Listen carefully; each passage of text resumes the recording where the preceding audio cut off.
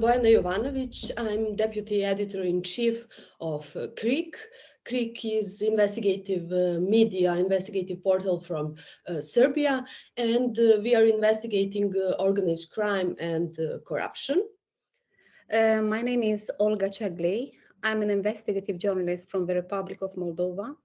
I'm the co-founder and the editor of the media project called CU SENS. I would like to know more about your, can you tell me more about your organization? Because I have just colleagues from RISE Moldova, because KRIK is part of OCCRP network. So I know some of the colleagues from RISE Moldova. And can you tell me, is it, what you do, is it similar like they do? Or is it, kind of, are you fighting over the market, or, over the audience, or how it looks like? Yeah, actually, I will surprise you, baby, but I was part of RISE Moldova.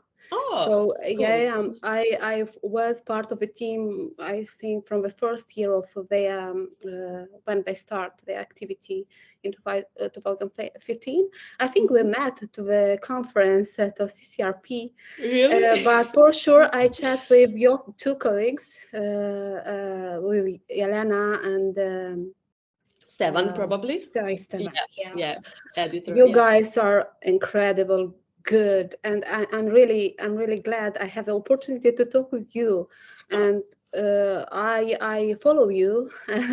I follow your stories and what you do in your country. And to be honest, I really want to somehow to be at least with a soul and with you, because I know you had a lot of treats as a media institution in Serbia, and it's really difficult, but we will talk later about, I think, about this. I was part of RISE Moldova, and I learned a lot from our colleagues from different countries, from OCCRP network. But 3 years ago, three investigative journalists from RISE Moldova decided one day to create a new media organization. We do, of course, investigation, but we decided to do 100% video investigation, which is harder. It's true. I know. Yeah. Yes, it's true. It's harder, but we decided to do video because we want to make this story more accessible for as much for a bigger audience, because I remember my friends tell me, "Oh my gosh, your story are so complicated. It's like a criminal case, like a prosecutor documents. It's really difficult for us to understand all this connection, offshore deals and stuff like that. We need the information more accessible for us." And of course, it was an honor for me to be part of RISE Moldova, and we are not fight with each other. We are on the same path, and we are in contact all the time with our colleagues from RISE, of course. And if we need support, any support, we will ask them, and vice versa. So it's great, yeah. I like them, all of them. And with one of my colleagues, we teach investigative journalists to the School of Journalists. And that's it. Cool. So that means we have more in common, actually, than I thought at first. Because KRIK is also founded, like your organization. We were part, like the journalists who founded KRIK were members and working for Center for Investigative Reporting of Serbia. So at one point in 2015, we decided to leave that organization and to start something new. So that's exactly like what you did, right? Right, it's kind of like this. It's good. Sometimes you need to change something. It's good for, gives you more motivation, and it's a new. It's actually you do the same job, but you have new challenges. For example, now with my colleague Lyuba Shevchuk, we are co-founders, so we are not just only reporters, but we need to find resources for our team, which is so essential for independent journalists. Yeah. So if you are independent, financially independent, you can do your job properly. And it's really important. When we start the organization, we start with a crowdfunding campaign. When we raise our first amount of money, because we wanted to understand if Moldovan audience want to see us, who need a new media organization, and we were very inspiring. But because after this crowdfunding campaign, we raised around €5,000 and we start our activity. We rent our first small office, 17 square meters. We bought our first camera and we start our activity. And we have 3 years now of as in this format, and we publish more than 300 stories. Wow, So, that's a lot of work. Yeah. And one of the latest stories about, I'm sure maybe you heard about this guy. He was involved in he's a politician, but he is involved in bank fraud. You know about this bank fraud of Moldova. And he is under investigation. Actually, he recently was convicted of 15 years in prison, and he is involving now in a lot of protests, and with many ties with Russia. So Russia's tried to destabilize our political and economical and social, everything they want to destabilize here. And he is involved. And he is hiding in Israel, and we managed to find his villa, his luxury villa where he lives, and hope one day he will be punished for all the bad deals he did. Does he have some connections to the politicians or from somebody from the government? Because in Serbia, it's usual for people who are deeply corrupted or who are, like criminals or have ties with criminals, that they are really close to the, like the circles of people who are really in power, like members of the government or the ones that are really close to the members of the government or their family members, or etc. And in that way, they're kind of protected, and the prosecution is not investigating them, etc. So is this the same situation with this guy? It's 100% the same situation. Yeah, this guy actually is the leader of a party. Who is organizing all the protests, and they are part of the parliament. They have some few mandates. So So all the time in Moldova, organized crime is deeply connected with politicians. So when we are talking about mafia, it's not like drug deals or something like that, like we see in movies and so on. It's more complex. It's more hidden. And we see politicians all the time connected with some criminals. And of course, we see some changes in last years, but still we need to take a deep look on this side of the politics, because what we see, we have some oligarchs who decided one day to become a politician. And we had one great oligarch who controls our country for many years, for a few years. It's about Vladimir Putin. He also is a fugitive. Now he's hiding somewhere in North Cyprus, I think. There are some rumors, and he also was involved in so many robberies and connection with criminal worlds and even mafia. So yeah, it's the same situation. That's why we as investigative journalists, we first of all follow the money, right? You do the same. We follow the money. For us, it's really important to understand how a state institution works, how they manage all these fundings, how taxes and so on, but also money. For example, in Moldova, we right now have a lot of aid from EU.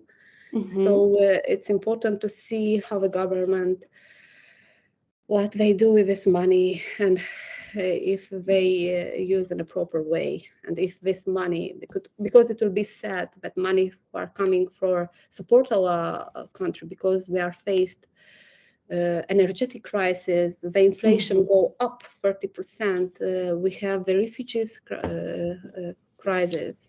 Yeah. So many problems in last 2 years, around 2 years when war starts. But it will be a shame for us to let this money, this support, to go in criminal pockets, right? Yeah. And I think you have the same situation, so you also should, right? Do you have any example? Can you share some interesting cases? Well, maybe it's even worse here in Serbia, because year by year we are like going into autocracy, and we are not the democratic country anymore, unfortunately. And I think the situation is worse from year to year. And what the government here did, I think that they actually they legalized corruption. And how it goes. So here it's not about to, investigate the guys who are getting money on public tenders, because we all know who these guys are. And we have just several companies that are getting all the money and all the biggest projects in the country. And we know who these guys are, and we know that these guys are, really close to the members of the government. And that's it. We publish the story, but, the thing is that everything is kind of illegal. By law, everything is clean. They got the job, they are the best, they are the biggest, but they became the biggest and the best because of these connections and because of, getting all the public money. So in a way, we have, like a structure of the companies that are getting all the money and all the jobs in the country. And what they do, they are, like expanding the network. So those companies are buying another companies, and in that way, they're, covering all other, fields where they can get the money, and do some jobs. So I think we have a really like big issue with that. And as you mentioned, the energetic crisis, we are facing the same, and inflation and everything. And it's kind of a really tough time here. And the government is not, we don't even have anybody who is willing to fight, because everybody, all of them are somehow involved in this shady businesses and, corrupted deals, etc. And we did a lot of stories when it comes to corruption, where we investigated actually the members of the government. And we found out, that they're in corrupted deals. For example, let's say the biggest, I think, and the well-known investigation is related to current Minister of Finance. He used to be Belgrade's mayor, so he was the mayor of the biggest city in Serbia. And we found out that together with colleagues from Bulgaria through OCCRP, so we found out that he had 2 offshore companies. And that through these offshore companies, he bought 24 apartments on Bulgaria seaside, 24 apartments. And what some of the, deals were signed, he signed when he was in position, while he was the mayor. And what happened after that? So we published the story, and at that time, Prime Minister, now our president, he said, he's not guilty, you're lying, etc. And after that, actually, there was some investigation agency for anti-corruption agency here with the colleagues from Bulgaria. They got some documents and they investigated him, and they suspected, so the agency suspected that it was a corrupted deal and that he was involved in money laundering. And they sent the report to the prosecution for organized crime, but they did nothing, of course. And it is cool, I mean, cool in a bad way, what happened to him after our investigation. So we published the story in 2016. And soon after that, he became Minister of Finance. Of course. So, yeah, so the person who was suspected of money laundering, you know, became the Minister of Finance. And actually, as Minister of Finance, he is in charge for administration for anti-money laundering. So, you know, he's the best person for that job, I would say. He knows how it works. Yeah, I'm exactly. listening to you, and you describe the situation in Moldova during the captured state by the Democratic Party and the oligarch Vladimir Putin. And I remember investigative journalists in Moldova. We are few, we are not so many, but story we published are remarkable and amazing, and was very interesting. We had this impression for many years that we published something and nothing changed. So they really don't care, because if an oligarch controls a party, government party, by politicians and deputies in parliament, so they control the prosecutor, the anti-corruption center, they control the national bank, they even owns banks. So they don't really care at the moment on your stories. Yeah. But I will tell something. We need to wait a little bit, because one day the stories will be part of a criminal case. What I see now in Moldova, that stories we published a few years ago are now let's say like an inspiration for anti-corruption prosecution and prosecution. We need to be we need to wait a little bit, and continue to do our work, because our work is really important. Because I have some discussion with young journalists, and they have this impression, our role is not so important, why we fight, why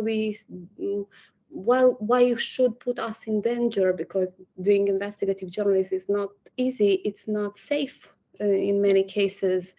It's hard, it's you know. You definitely know. And I explain, because I have more than 15 years of experience as investigative journalist, and I look back to how Moldova looks 10-15 years ago, and how we worked. For example, 15 years ago, we didn't have any access to databases. We worked just through sources. We didn't have any possibility to check any information. So we relied only on request of information and our sources, which is not enough for a good investigation. Mm-hmm. Now we have access. We have access to online databases. Of course, some of them are not free. We should pay for it. So investigative journalists is expensive. That's why we are not many. And I think in Serbia is the same situation.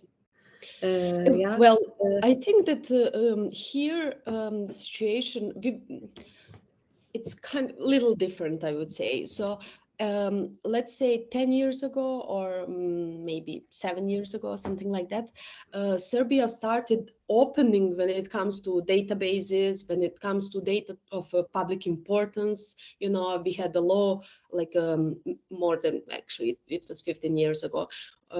We had a law on data of public importance, so you can just, you know, put the request and get all the documents. And at the beginning, it was really hard, but then the institutions were started like opening, and they became more transparent. And when the government changed, actually, it was in 2012. the situation started getting worse and worse. So now, for example, we still have a lot of open databases where you can, and most of them are free. So you can check the information like online very, very fast. And you can, even download documents, official, etc. But they are they're trying to control what you can see, and they want to know what exactly you are checking. So for example, at first it was free just to go on some website and you just search for whatever you want. Now you need to create an account, and by creating an account, the institution will see what very exactly you clicked on the website and what you are searching. But on the other way, when it comes to Freedom of Information Act, the situation is like awful, because at this point, it's really hard to get anything, any document from the public institution, from public enterprise, from the government, president, etc., by submitting a request, like Freedom of Information request. They just decided that they don't want to give any documents, and they don't care, because you can fight over that. But as you said, it's the same situation, because the government controlled the judiciary and everything. So it's like you lost the battle before you started it, if you want to fight. So now we are relying mostly on the sources, and most information and most documents we are getting actually through the sources, because the institutions closed. But as you said, and that's like young journalists, and not just young journalists, but like the citizens, they are asking us, they're kind of all pessimistic, because they're asking us, okay, why do you do your job? Why do you risk so much? You're putting yourself in danger for what? Because you publish something, nothing happens after that, nothing change. And as you said, and I totally agree with that, like one day our stories will be part of some investigation, will be inspiration for anti-corruption agency, for prosecution, when the institutions will be free, of course. And on the other hand, I think it's really important for the future, for us to do our job for the better future, but also to keep citizens, informed. Right. They need to know what's going on. Maybe nothing changes after we publish that, but I really think that, changes will come. Maybe tomorrow, maybe the next day, maybe in 10 years, but definitely. And that's the scope and the whole, like the meaning of investigative journalism, right? We care about our citizen, we care about people, and we really want people to be informed. This is our purpose. And I am really amazed when I hear from some politicians or part of a government, hey, you work for someone interest. Yeah. And we all the time should fight with them and explain, actually we are do our job in public interest. And it's really funny, because for example, if some party is not on the are not a ruling party, are in opposition, they support investigative journalists, and they say, yeah, guys, you do a great job, and then they go to until they become until they become government. Right? They change the speech. And they look at us like enemies, and they don't understand that our role is to make them accountable. We are like I don't know the word in English. Like someone is checking and like audit, like right, independent right. audit. And they need us, because when you are in power, sometimes you think you are the god. Maybe, who knows? Some of them believes they are gods and they can do anything they want. And we are here to remind them, hey guys, actually you are here to do this country better, to offer to citizens a better life, Yeah. to take care of rule of law, of human rights, this value we want to see in our countries. And don't be don't be shy, do your job. Exactly. Yeah, because some of them are going to the power not in the public interest, unfortunately. They are going because they want to save their money, they want to become richer, or they are some puppet of some criminals guys, and we are here to remind them that it's not good, and we don't should act like that.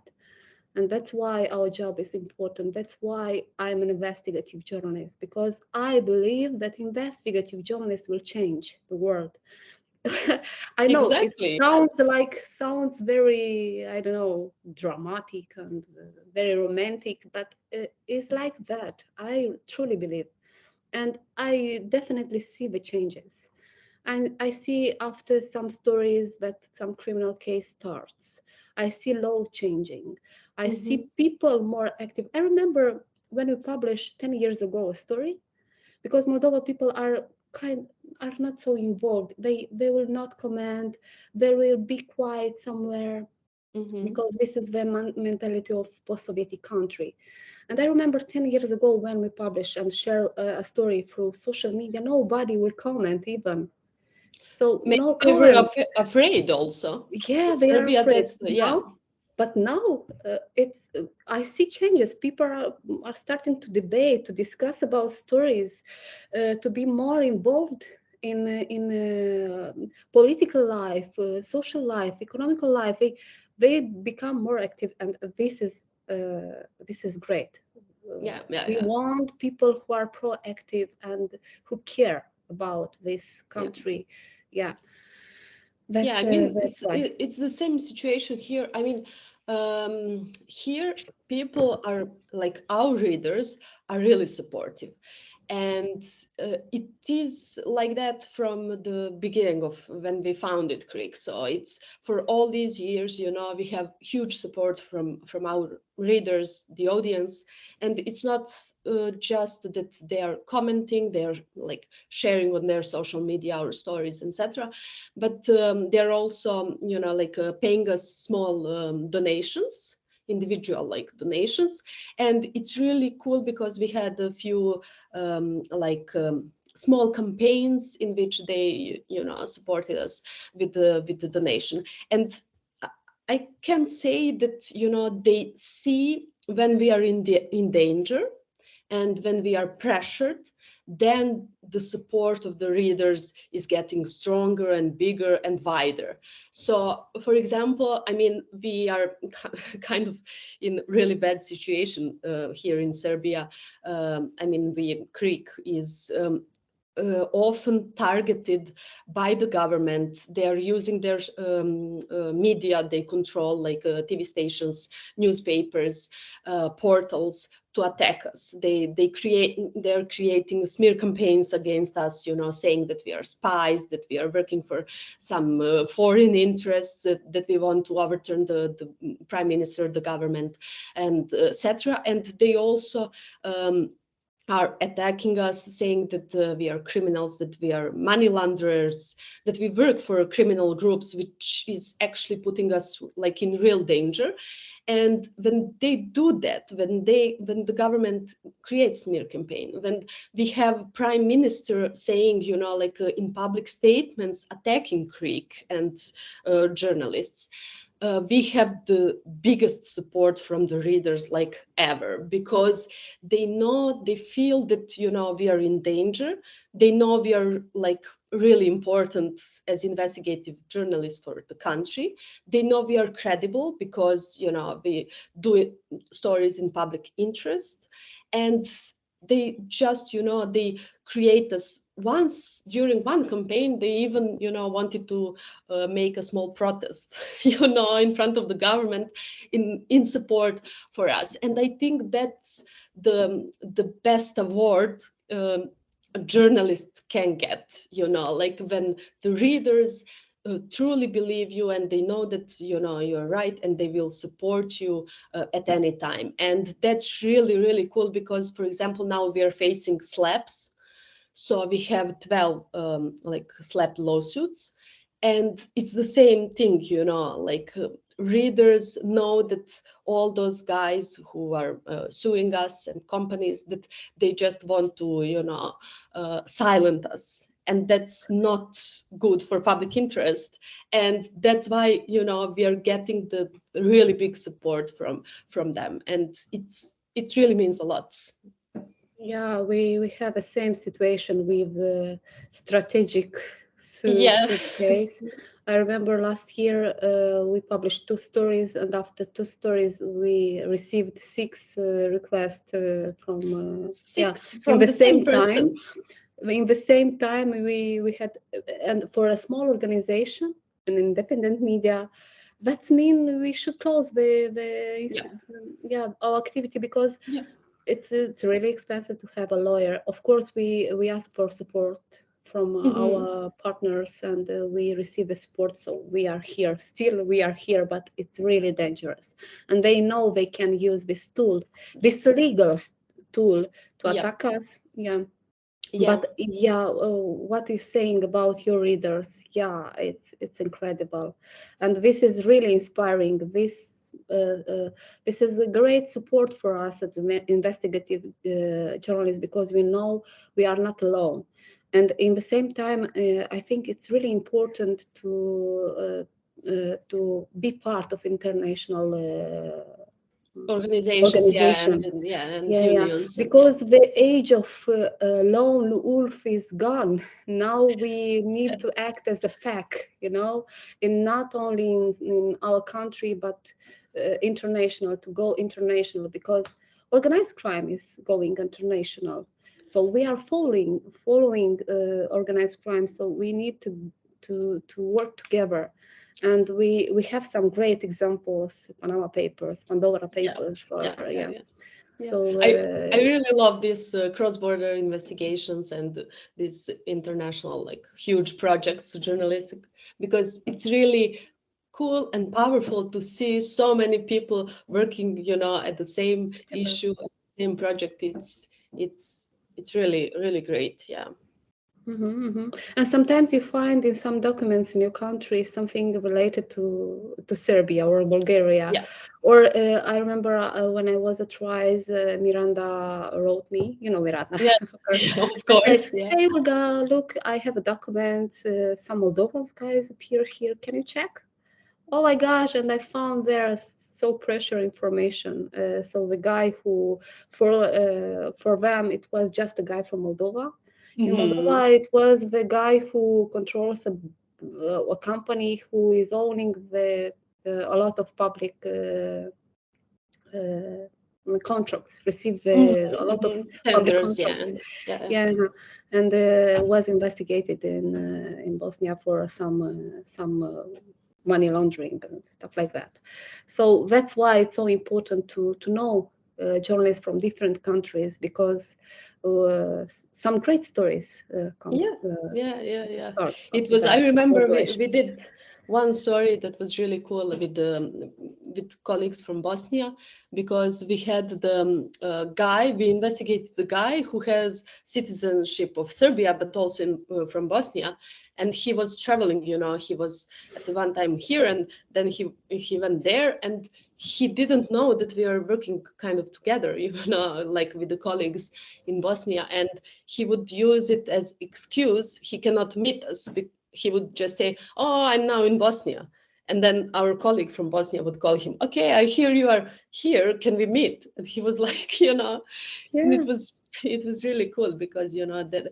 And what's also important is that in some cases, for example, thanks to this cross-border investigation, to the colleagues from other countries, we are really fast. We did some stories, for example, even before the prosecution was investigating the same guy we did, but we were faster because, you know, the prosecution, they need to go like through the Ministry of Justice, Right. and, you know, there's a procedure, etc. And for us, it's just like, who do we have in Colombia? Okay, let's call this colleague and, you know, try to get information. And it's also, it's really great, you know, and those cross-border investigations. And I remember a case. In 2016, we investigated the properties of Vladimir Plahotniuc in Switzerland, France, and Romania, and we used OSINT to find OSINT tools. And I remember we go to the Google map in France, in Les Ouches, close to Chamonix, a luxury. Yeah, really nice. And we tried to find this house, and we couldn't. It for us was really complicated. And at the same time, in our office came a colleague from Bellingcat for a training, in-house training like this, and welcome. We have a task for you. Please help. And he helped us. And this kind of collaboration, it's really amazing. And sometimes, so it was really funny because he came in the right time when we really needed him to be. So I really like this collaboration, and we learn a lot from each other. We definitely learn a lot. We learn how to use some databases from different countries, and it's really good. We become stronger and together, working together. That's why I'm really happy we have this discussion. And of course, anytime when you need help, if you found some Moldovan guys, or I will find some Serbian guys, and of course we know KRIK will contact you definitely. But hope we will meet at some international conferences, and we will continue our talk, because I really enjoy to talk with you. Me too.